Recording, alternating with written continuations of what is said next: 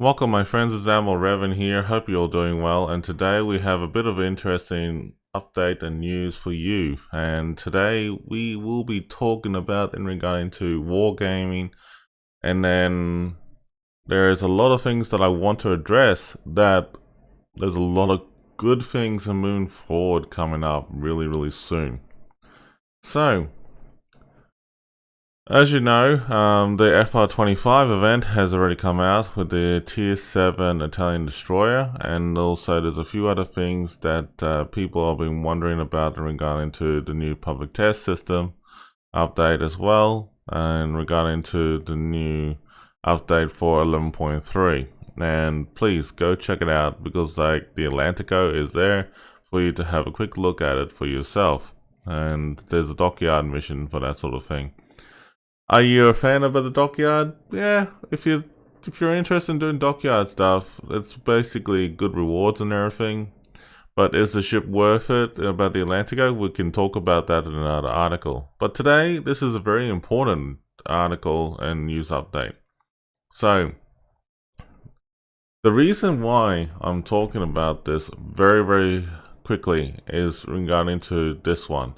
Wargaming has made an announcement, and it's a very strong announcement, that they have announced the decision to leave Russia and Belarus.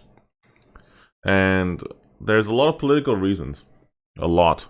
And one of the reasons behind this is because of, what's been put in the image of their country and everything. And it's time for Wargaming to close its doors over in Minsk and Belarus. And so basically it's a really big move, a very strong, solid move from Wargaming's part. It is unfortunate that a company would have to close its doors there because of political reasons, but they have decided to pull out from both countries. And with that being said, though, they issued a statement here that I thought is pretty self-explanatory, that any businesses that is not owned or operated in Russia will leave both countries as well. So that's interesting. Effective the 31st of March, the company transferred its live game business in Russia and Belarus to local management Lesta Studio. Now, if you don't know who Lesta Studio is, I can quickly tell you who Lesta Studio is. I thought it's interesting to find out who they are. So, Lesta Studio, by the looks of it, is Wargaming Saint Petersburg. Huh. Okay. That's who and what they are.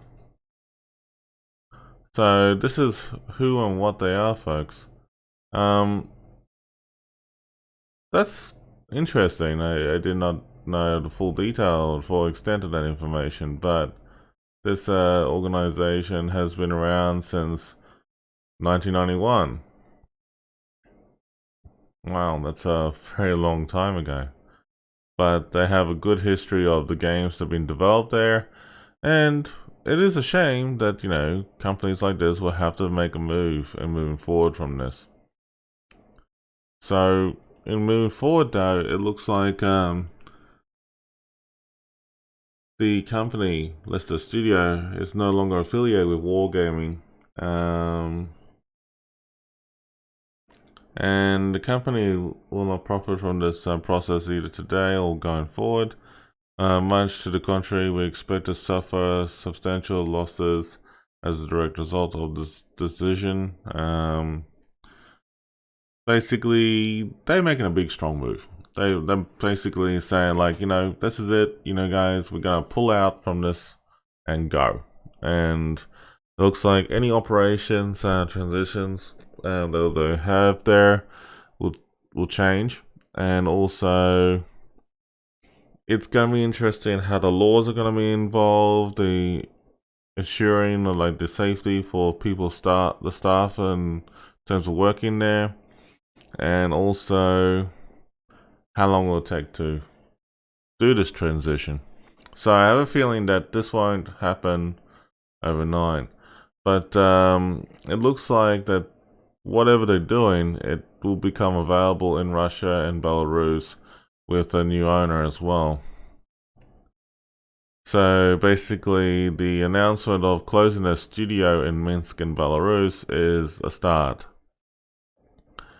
So it looks like that there's going to be a lot of severance and pay going on here and support to the employees as much as possible who will be affected by the change.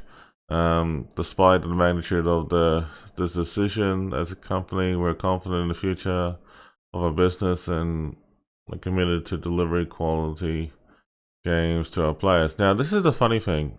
Where will Wargaming move to?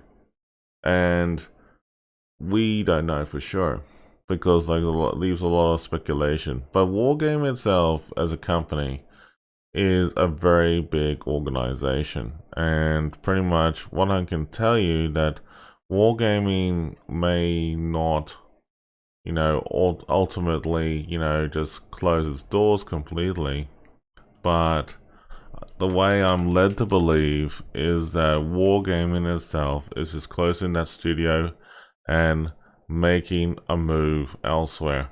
And it's been all over the news. In fact, it's actually one of the biggest headlines actually out there. So as you can see here in Google, that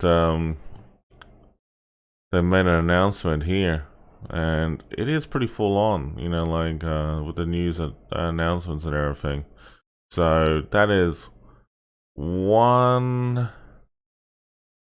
big thing that sends a message across that, yep, this is time to go. Well, I wish Wargaming all the best with that. I mean, like, what they're doing. The new headquarters and everything like that, I'm sure we'll hear more news about that in the near future. So, while we're waiting for other things to happen, please note that there'll be a couple things that I want to talk about in regard to the calendar and also the prize of the forum and the 6 years of World of Warships. So the 6 years of World of Warships, what I can tell you is that they made a birthday, they made a birthday month of it a few months ago, and it has been added to the armory of 11.2. So basically it gives you an opportunity to, finish it off and collect the rewards and everything. And make sure you collect, your gifts and stuff as whenever you read these articles. They still do the same thing. They are doing it this year around about the 14th of April, which happens to be just before Easter. Easter is coming up soon, folks. I mean, like, it's less than 2 weeks away. So I wish everyone to stay safe and take it easy out there. One thing I love about this event is that you can collect all these rewards, free XP, get the 6-year a flag for World of Warships, a possible super container, lots of flags, camos. The camos are very nice, by the way. They got good rewards out of them, and also a jigsaw puzzle that you can get the parts for it, and you can pretty much just complete it, because like that's an example of a puzzle, what it looks like, but it looks pretty cool. I mean, like, I love it. I think it's good.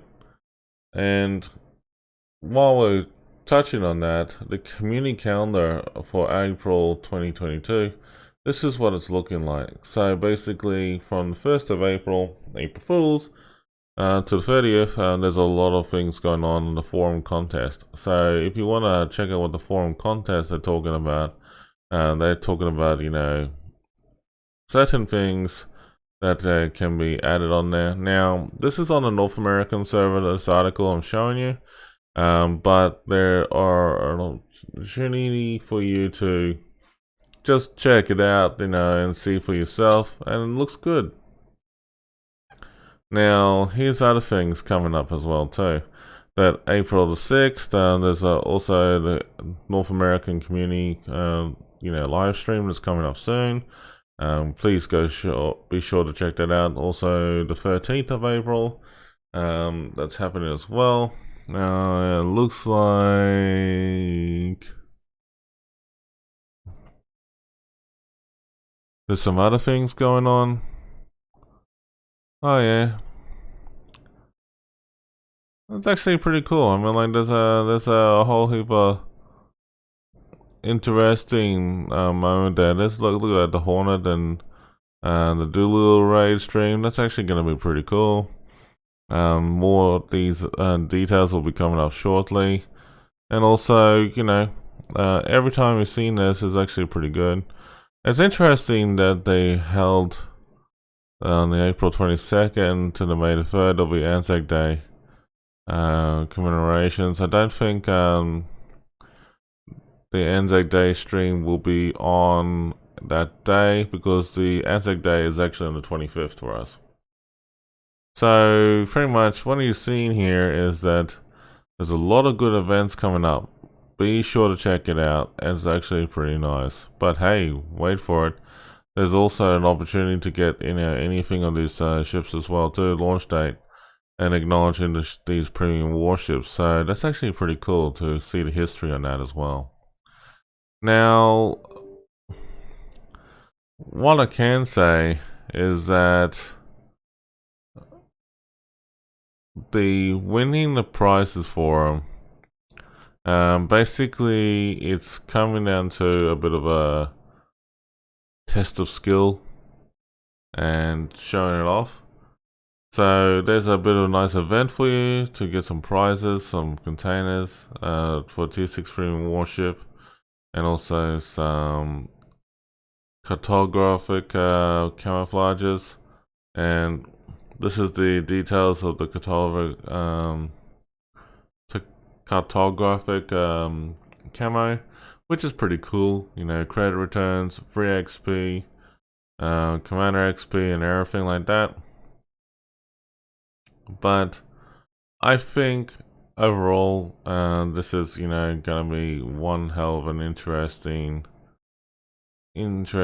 articles yet to come, and I think you're gonna love it. So pretty much, folks, in a nutshell, that Wargaming is making big moves for the company direction and everything. I think it's a great move, a positive move, and it sends a big message across.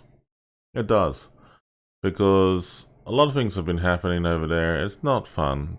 It's not easy, especially for any businesses to go through this. But, they got to do what they can do. And you know what? I think it's the best thing they can do in moving forward. And honestly, definitely, yeah, it's interesting the way to see how things go. Definitely give it a bit of a like in this video, folks, and everything like that. Feel free to share your thoughts and comments about this.